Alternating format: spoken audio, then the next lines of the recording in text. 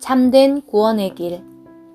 참된 구원의 길을 알지 못하여 천국을 향해 간다고 생각하지만 지옥으로 향하는 수많은 사람들이 있습니다. 충영교회를 담임하셨던 신성종 목사님은 노년에 은퇴하시고 선교사로 준비하는 중에 하나님께서 8일 동안 천국과 지옥의 환상을 보여주셨답니다. 지옥에는 수많은 교인들과 대형교회 목사님들이 끔찍한 고통을 당하고 계셨다고 합니다.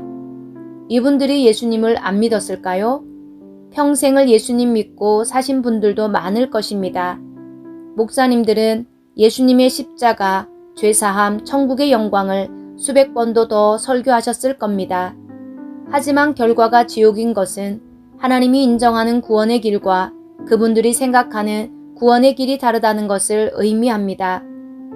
오늘날 현대교회는 예수님이 나의 모든 죄를 담당하셨기 때문에 내가 예수님을 믿고 영접만 하면 구원받는다고 가르칩니다.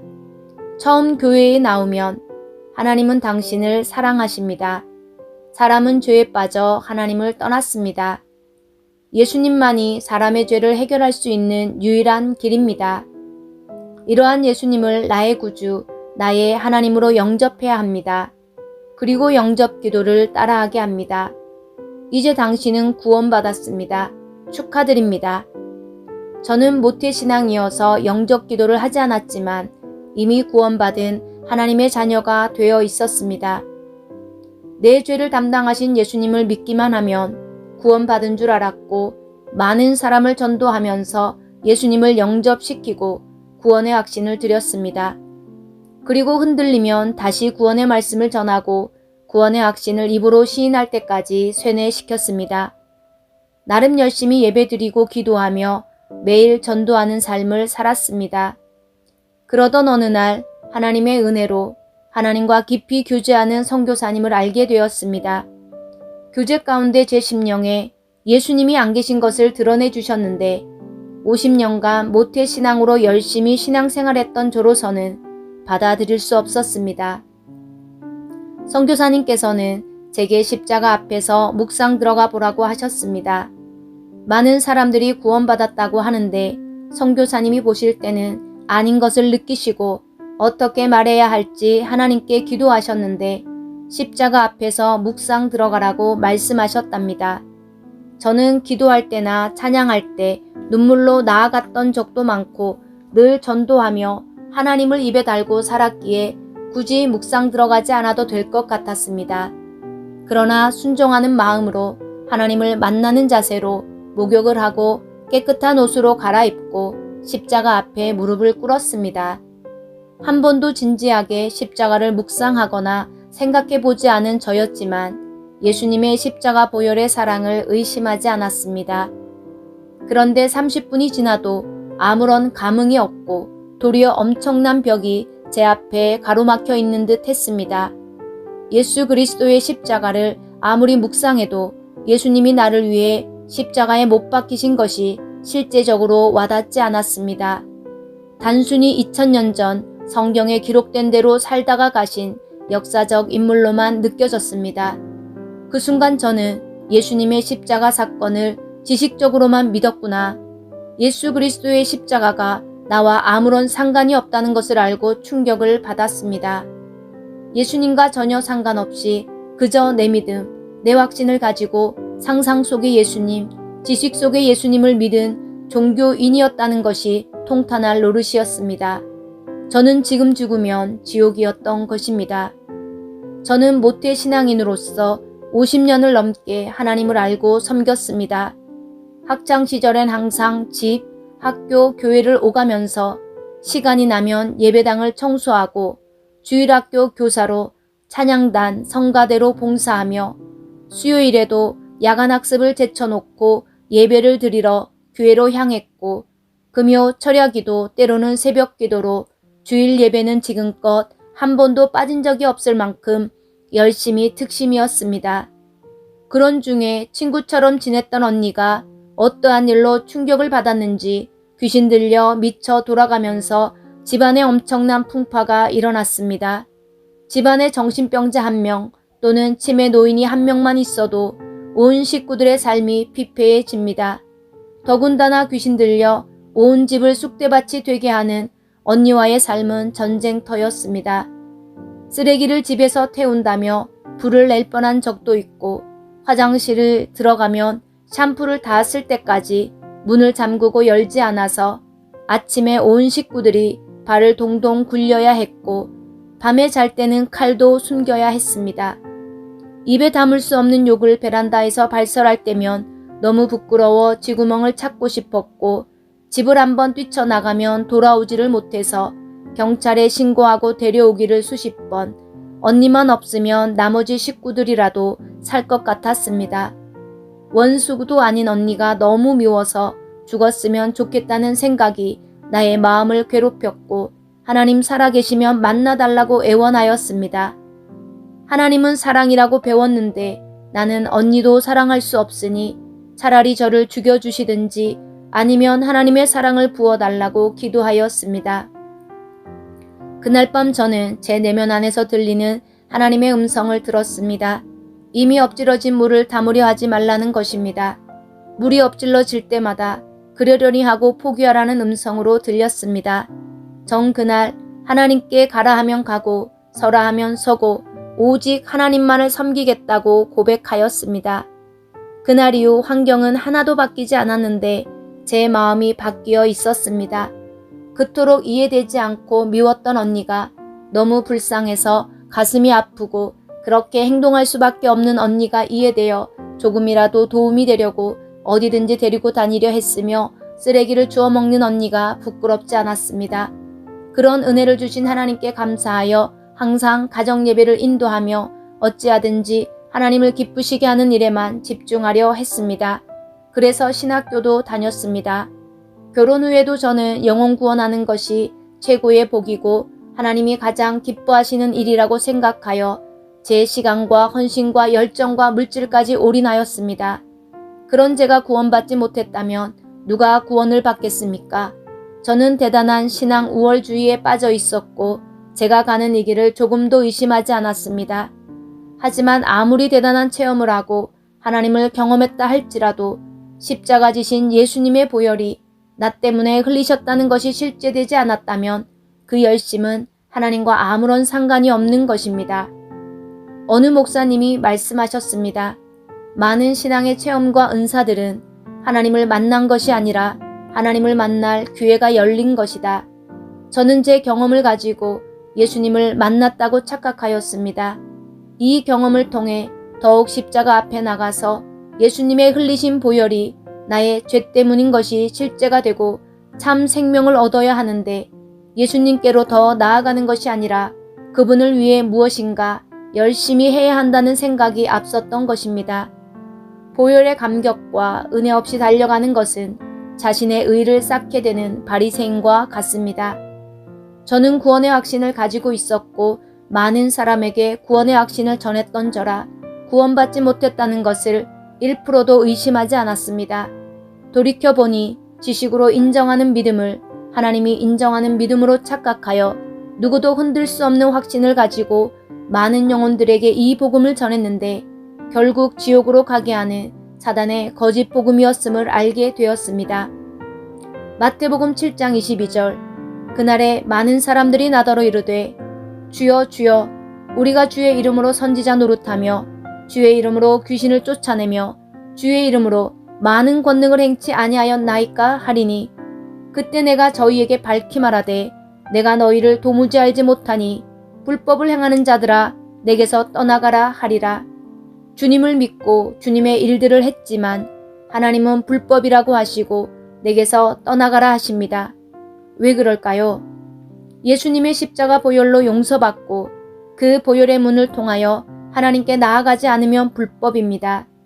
우리는 하나님께 무엇인가를 열심히 행함으로 하나님 앞에 인정받으려고 합니다. 그러나 하나님은 보혈을 통과하지 않은 행위를 인정하지 않으셨고 불법을 행하는 자들아 내게서 떠나가라 저주하셨습니다. 요한복음 10장 1절 내가 진실로 진실로 내게 이르노니 양의 우리의 문으로 들어가지 아니하고 다른 데로 넘어가는 자는 절도며 강도요. 양의 우리의 문은 예수님이 열어놓으신 보혈의 문입니다. 존 버년의 철로역정에 보면 허례와 위선이 나옵니다. 크리스찬은 이들에게 묻습니다. 당신들은 어디서 오며 어디로 가는 길입니까? 이들은 문을 통하지 않고 담을 넘어 들어왔습니다. 크리스찬은 그들에게 말합니다. 문으로 들어오지 않고 다른 데로 넘어가는 자는 절도며 강도라는 말씀을 모르십니까? 오늘날 저를 비롯한 많은 교인들이 예수님의 십자가 보혈의 문을 통하지 않고 담 넘어 들어갑니다. 아무리 주님을 부르고 귀신을 쫓아내며 많은 권능을 행해도 하나님 보시기에는 절도며 강도입니다. 그 길의 끝은 결국 지옥 불심판입니다. 바리새인과 서기관들은 하나님의 말씀대로 순종하며 살려고 노력한 분들입니다. 하지만 예수님을 십자가에 못 박았습니다. 예수님을 믿지 않았습니다. 예수님은 그들을 독사의 새끼들아 하며 책망하셨습니다. 예수님의 십자가 보혈을 통과하지 않은 자는 실제 하나님을 모르는 자라고 성경은 말씀합니다. 지옥 갈 죄인에게는 십자가 죄사함의 보혈이 가장 중요하고 절실합니다. 십자가 보혈의 죄사함이 실제되지 않은 모든 행위는 하나님 앞에 인정되지 않는 불법입니다. 처음에 저는 이 사실을 받아들이기 힘들었습니다. 그러나 십자가 앞에서 내 심령을 비춰봤을 때 내가 십자가 보혈의 문을 통과하지 않은 죄인이요 종교인이었음을 인정하지 않을 수 없었습니다. 하나님의 생각과 내 생각이 이처럼 다르다는 것을 깨닫게 되었고 말씀을 바로 아는 것이 얼마나 중요한지를 깨닫게 되었습니다. 예수님과 전혀 상관없이 그저 내 믿음, 내 확신을 가지고 상상 속의 예수님, 경험 속의 예수님, 지식 속의 예수님을 믿었다는 것이 통탄할 노릇이었습니다. 지금껏 쌓아 올렸던 모든 것이 물거품이 되었고 평생을 호송세월하며 보냈다고 생각하니 기가 차고 억울하여 한없는 눈물이 흘렀습니다. 그동안 나는 누구를 믿고 따랐던 것인가?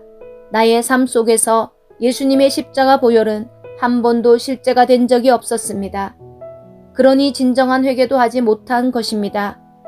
십자가 보혈이 실제가 될 때 가슴치며 애통하는 회개를 하게 되는데 저는 그저 생각나는 죄를 자백하고 용서해 주셨다고 혼자 확신하며 감정적인 눈물을 흘리기도 하지만 죄에 대한 각성 그 이상도 이하도 아니었습니다. 내 경험 속에서 체험한 하나님, 성령의 은사들은 십자가 보혈의 죄 용서를 대신할 수 없었습니다. 히브리서 9장 22절 율법을 쫓아 거의 모든 물건이 피로써 정결케 되나니 피 흘림이 없은즉 사함이 없느니라. 예수님의 십자가 보혈은 머리로 인정하고 받아들이는 것이 아니라 가슴으로 실제가 되어야 합니다. 내 죄 때문에 돌아가심이 지식의 십자가가 아닌 가슴의 십자가가 되어야 합니다. 어떤 분은 머리의 십자가 사랑이 가슴의 십자가 사랑으로 내려오기까지 20년이 걸리셨다고 합니다. 많은 사람들이 십자가 보혈이 실제되지 않았음에도 예수님의 십자가 사건을 머리로 배우고 상상하며 인정하고 받아들이는 것을 믿음이라고 착각합니다. 자녀가 나를 대신해서 죽었다고 한다면 그 자녀를 생각할 때, 그 현장에 있을 때 얼마나 많은 눈물로 가슴을 치겠습니까? 나 같은 죄인을 위해서 예수님이 대신 죽으심이 실제가 된 사람은 절대로 냉랭한 가슴을 지닐 수 없습니다. 십자가 사랑이 실제된 사람은 일평생 십자가 감격으로 살 수밖에 없습니다. 십자가가 실제되지 못한 채 지식적으로 믿는 사람들은 삶의 고난이 오면 실족하고 넘어집니다. 온몸과 마음 다해 생명 주신 그분 위에 살려고 결단하지 않습니다. 신앙을 버리기도 합니다. 또 예수님 한 분만으로 만족하지 못해서 세상 것을 구하며 예수님보다 천국을 구하고 그 손에 들려진 행복과 기적과 물질을 탐하여 요구사항이 이루어지지 않으면 불평불만합니다. 물에 빠진 사람을 구해 주었다면 그것만으로도 평생 감사하며 살지 않겠습니까? 살려준 사람에게 무엇을 더 요구합니까? 하물며 만왕의 왕 되신 예수님이 영원히 지옥 갈 나를 위해 대신 십자가에서 죽어주셨는데 아무런 감동이 없다? 그것은 그분의 십자가 사랑을 모르는 것입니다. 로마서 5장 5절 소망이 부끄럽게 아니함은 우리에게 주신 성령으로 말미암아 하나님의 사랑이 우리 마음에 부은 바 됨이니 예수님의 십자가 사랑은 위로부터 부어지는 것입니다. 나의 노력으로 되는 것이 아닙니다. 예수님의 사랑이 부어지지 않으면 우리는 절대로 예수님의 보혈의 사랑을 만날 수 없습니다. 그 사랑은 성령님에 의해서 부어지는 것입니다. 성령님의 부어지는 사랑이 없이는 내가 죽어 마땅한 지옥 갈 죄인됨을 깨달을 수 없습니다. 성령님의 부어지는 사랑이 없이는 입술의 회개가 아닌 진정한 거듭남의 회개를 할 수 없습니다. 성령님의 부어지는 사랑이 없이는 예수님의 십자가 사랑을 실제로 만날 수 없습니다. 휘필드는 성령의 불세례를 강조합니다. 그 강도가 강하든지 약하든지 간에 누구든 성령의 불로 세례를 받아야 한다. 그것이 거듭남이라고 말하고 있습니다. 성령으로 세례를 받을 때 아버지의 본질에 들어가게 된다고 합니다. 우리 모두를 참여케 하시는 큰 구원이라고 말합니다. 청교도들은 거듭남의 체험이 꼭 있어야 함을 강조합니다. 거듭남은 지식이 아닌 실제의 만남입니다. 교회에서는 예수님을 영접할 때 성령님이 들어오셨다고 말합니다. 그것이 거듭남이라고 주장합니다. 저도 그렇게 믿고 전도했습니다. 그러나 진짜 제 내면의 변화를 경험하지 못했습니다. 말씀대로 살려고 노력하다 보니 남들보다 좀 더 나은 인격적인 수양은 있을지 모르지만 진짜 거듭나서 보혈에 감격하는 그 은혜의 신앙생활에는 다다를 수 없었습니다. 그저 방언하고 응답받고 다양한 은사와 기적 체험들이 성령님이 내주하셔서 일어나는 영적 결과라고만 생각했었습니다. 외적인 현상은 일어날지 모르지만 그 일로 은근히 남을 비교하고 판단하고 정죄하며 교만해질 뿐 제 내면의 진정한 회개와 겸손과 예수님의 성품은 없었습니다. 성령님은 거룩한 하나님의 영이십니다. 제 안에 들어오실 때는 모든 죄를 회개케 하시는데 내가 알지 못했던 죄까지도 기억나게 하시고 애통하며 회개케 하시면서 들어오십니다. 사단의 모든 권세로 묶임받은 것들을 청소하시고 그 하나님의 사랑, 예수님의 십자가 보혈의 사랑을 가지고 들어오십니다. 그 사랑으로 거듭난 자만이 하나님도 사랑하고 이웃도 사랑하게 됩니다. 예수님의 보혈로 거룩하게 된 자만이 거룩한 성령님이 좌정하시고 통치하시면서 나를 위해 중보해 주십니다.